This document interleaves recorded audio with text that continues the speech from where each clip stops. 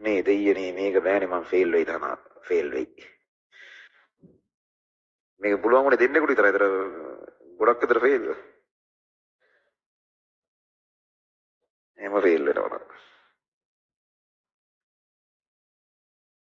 මේ මොනවද තමයි මේ කරලා තියෙන්නේ අම්මෝ එකකේ කාබනික සංයෝගයක් තියෙනවා මෙහෙම එකක්.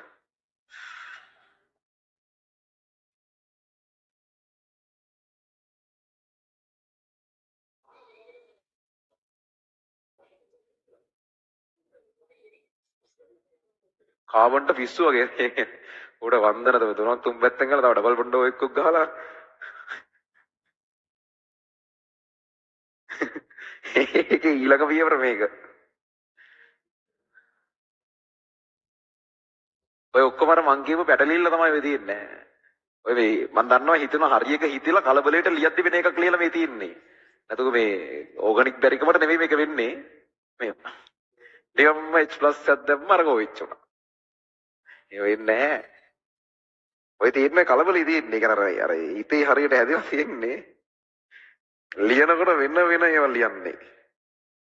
හරි විනෝදයි ඉතින් ඔය බලන්න ඉන්න එක මට. ඒව ගණන් ගන්න බෑ. ඔයගොල්ලන්ට වෙන මේක ප්‍රශ්නයක් නැහැ. ඒව කර කරම තමයි ටික ටික හරියන්නේ ඊට පස්සේ.